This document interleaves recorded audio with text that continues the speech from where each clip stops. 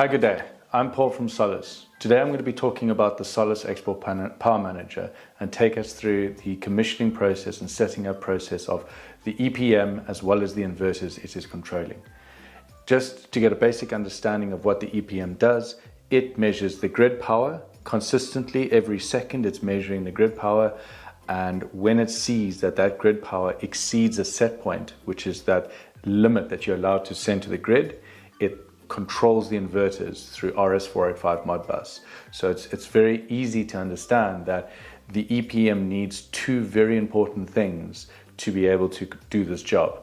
Firstly, it needs to be able to communicate through to all the inverters. So it needs an RS485 Modbus network set up correctly and the inverters addressed correctly. And then the second thing it needs voltage and current on each of the phases so it can calculate and know about the real-time power on each of the phases so it can do its job. Okay, so here we've got the bottom of the EPM. On the left-hand side, a very important plug is the voltage input plug for the inverter, for the EPM, apologies. And it's got three phases in the case of the three-phase models. And it's got phase A, phase B, and phase C, neutral and earth. It's very important that you get the phase rotation correct in this plug, because if the voltages don't match, the CTs won't be able to match and you won't be getting correct real power values and the power factor will be wrong. So it's extremely important that you put phase 1 into the pin for phase 1 and 2 and 3, etc. And then moving on to current. So this EPM needs voltage and current to measure power, the real-time power of the grid. And these CTs are physically connected on the grid connection. It's very important that they're connected at the grid connections so they can monitor the consumption in the building as well as the PV inverter generation.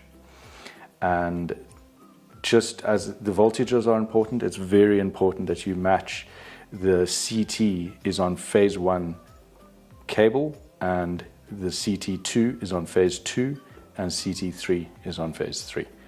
Again, if you mix those up, you'll be getting a bad power factor. It won't be measuring the real power correctly, and the EPM will not be able to do its job correctly. And then the last thing that is compulsory to set up is setting up the RS485 communications.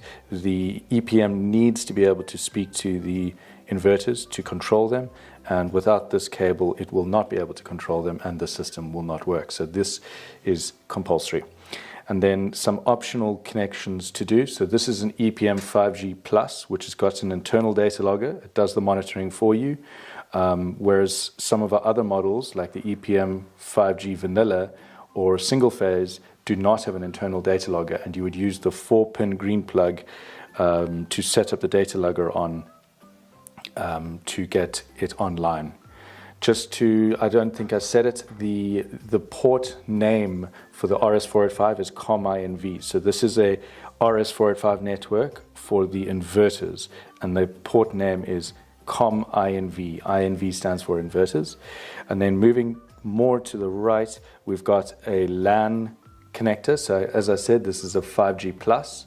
It's got an internal data logger. That data logger has a LAN connection as well as a Wi-Fi connection. So on the far right is an antenna for the Wi-Fi, and then just this one is the LAN connection if you wanted to connect this EPM to a LAN connection to give it internet.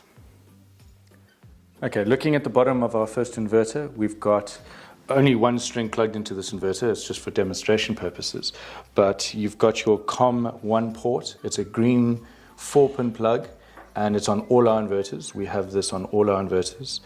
And in the box with the EPM, you actually get a set of 5 of these plugs which shoot out a blue cable and a yellow cable.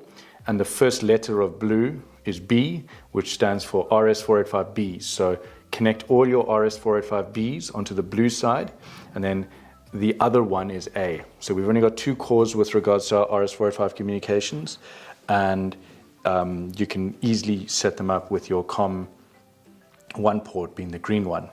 And you just join all the blues together. You stick one in each port into each inverter and the EPM, and you join all your A's together, and you join all your blues together. All your yellows together and all your blues together. Then, if you don't want to use that option because it can get a bit tidy because the cables are a bit short, we have got another solution where you've got on these commercial inverters different options to connect into the RS485. So here we've got on this inverter just left of the AC terminal block. And always note when you're doing work on here, make sure you turn off the AC supply to the inverter so that it's off and it's safe to work with. And here you've got these beautiful green plugs that are easily screwed in. So you connect A on the right-hand side, sorry, B on the right-hand side and A on the left-hand side. And this is going, so you've got two plugs in here, two screw-in plugs. And this one is going to the EPM. So this is for hosting the communications between this inverter and the EPM. And then the other plug that I haven't removed is for the communications between the next inverter and this inverter. So it's a daisy chain network. That's how RS485 works. It's a daisy chain. And you connect all the A's together and all the B's together. So I'm just going to put this back in, and this is effectively going to give communications again back to the EPM for this inverter and the rest of the network. But that's a really cool interface to connect into. You've also got options like RJ45s on this inverter. And then on the next inverter I'm going to look at, we've got the 16-pin plug, which you can also use to connect into the network. Okay, I'm at the final inverter that we're going to look at, or the final inverter in our EPM control. And here we've still got that same port for COM port 1, the green 4-pin plug, which you can set up and just shoot out a blue and shoot out a yellow and connect it through like I described. And then you've also got this option of a 16-pin plug. So there's two RS485s in and out on this plug. And you'll see on the screen now the pin outs for this plug, and you can use this just like you used in the screw-in terminal block. And you get this onto the network, and then once you've addressed the inverters accordingly, it should be all seen by the EPM, and this inverter should be able to be controlled by the EPM.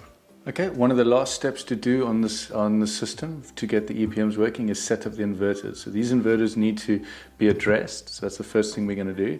And the other thing they need to be is they need to have their fail-safes enabled so that they are constantly looking for the EPM. And if there is ever not an EPM, they need to stop generating, as in generator fail-safe event. So on each of the inverters, as I said in the beginning, you set them sequentially. So you go to settings, and then you set them address. So the default is 1, and you would set this inverter to 1, and then the next inverter to 2. And the next inverter to 3 if you had 3 inverters. You can't skip any numbers, and you have to always start at 1. So you need one inverter at least set to 1. Then the other thing we need to do is go to Advanced Settings. So go to Advanced Settings and Menu, press Enter. On this inverter, to wake it up, you press and hold these 2 buttons for 5 seconds. You type in a code, which is 10, like all our products. So you press down to move the cursor across, press up, press Enter. Then you scroll through until you see not internal, external EPM set. Okay, so we go to external EPM set, press Enter. This is a 5G EPM, so we press Enter on that. And then we have failsafe already on. And by default, it's actually set to off, but you would need to enable that, and you press Enter.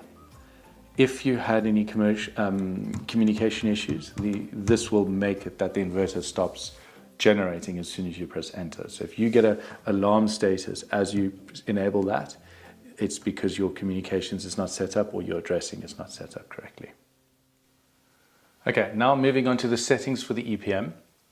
The basic menu structure is that the first screen that you should see is the overview screen. We call this the overview screen. It shows you the status. It shows you the active power, which is the current grid power measured by the EPM using those CTs and the voltage that we've set up, and the date and the time, and so forth. So pressing Enter, like all our products, we've given information, settings, advanced information, and advanced settings. So the first thing I've seen is that the date is set up incorrectly on this inverter, on this EPM. So I'm just going to fix that quickly. It's the 30th or 31st, apologies.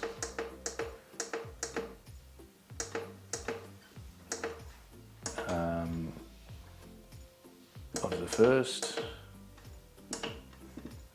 2023, and it's not 5 in the morning, so let's just make it whatever time that we want to make it. And so now the date is correct. Great. Okay, date is correct. Then, so for information, we get some very useful information for troubleshooting. If you press enter, again, it brings up the lock icon, and that's very useful if you just want to look at a specific value.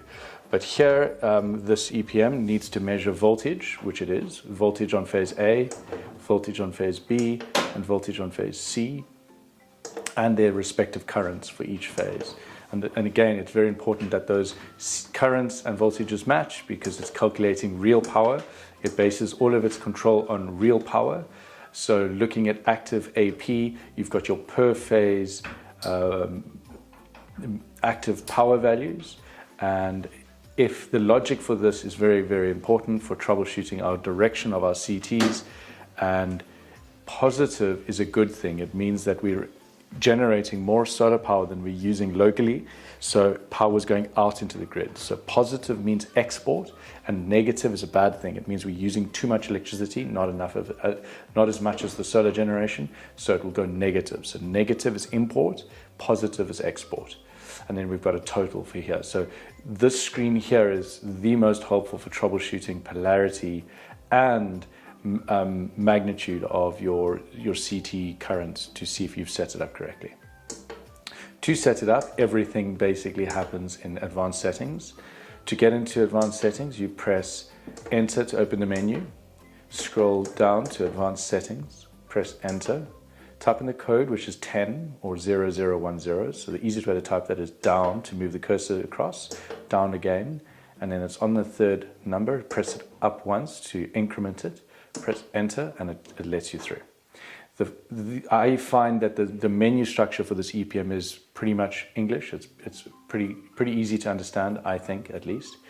Inverter quantity set means setting how many inverters this EPM needs to look for. So in this case, we've got 2 inverters set up to it. So we change that to 2. Press enter. Then we go to backflow power, which is the amount of power that we are allowed to export out into the grid. And very importantly, there's a sign here again. So if you wanted to set it, there's very few cases that you would want to set that to negative. But if you wanted it to export limit or control the inverters before it even starts to export, you would set that to negative. But here in this case, if we wanted, in my previous example, I wanted it to control the inverters when it sees more than 3,000 watts out into the grid. So then you would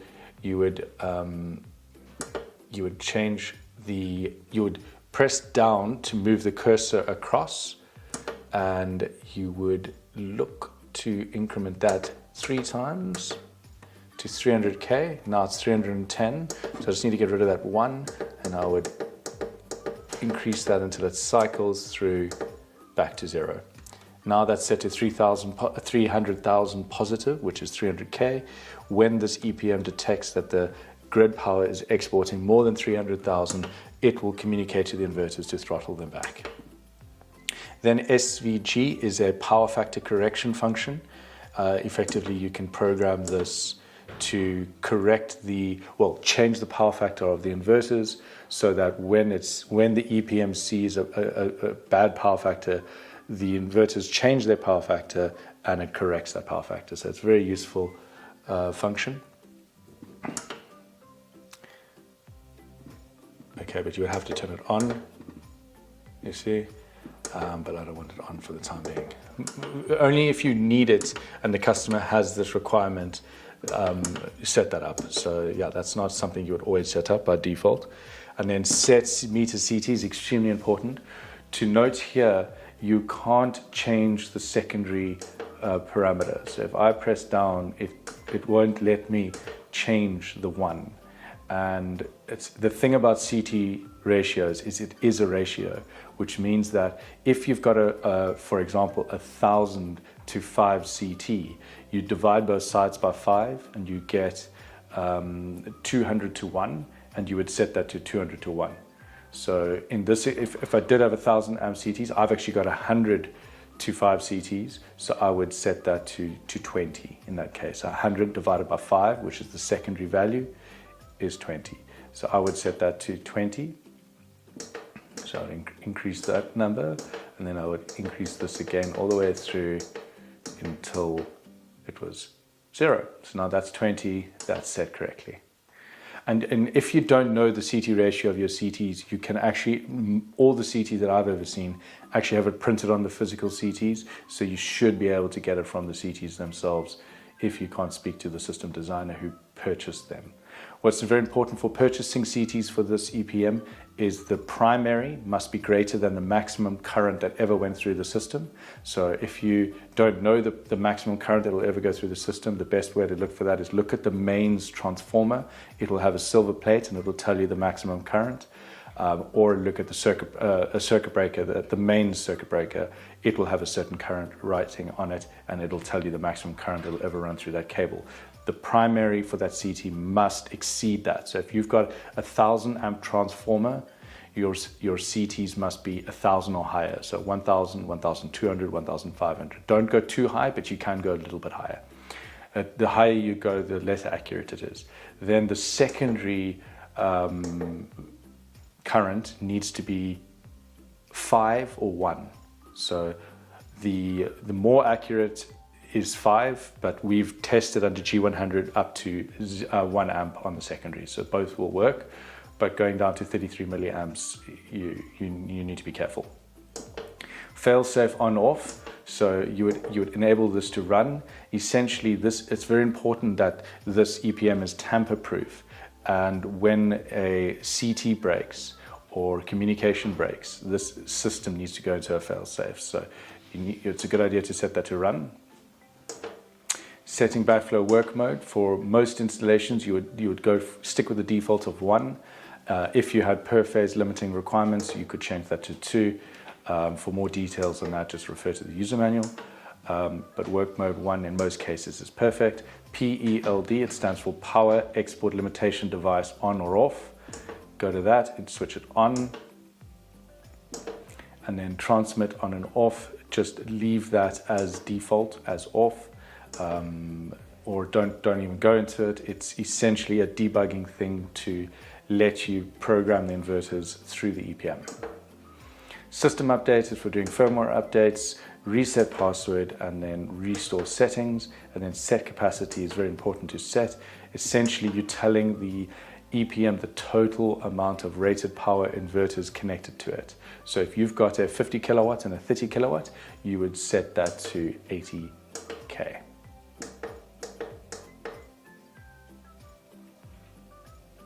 No. 80K. Excellent. That's all the settings requirements for this EPM, but I would always recommend commissioning and testing a setup like this. And the best way to do that is messing around with the backflow power.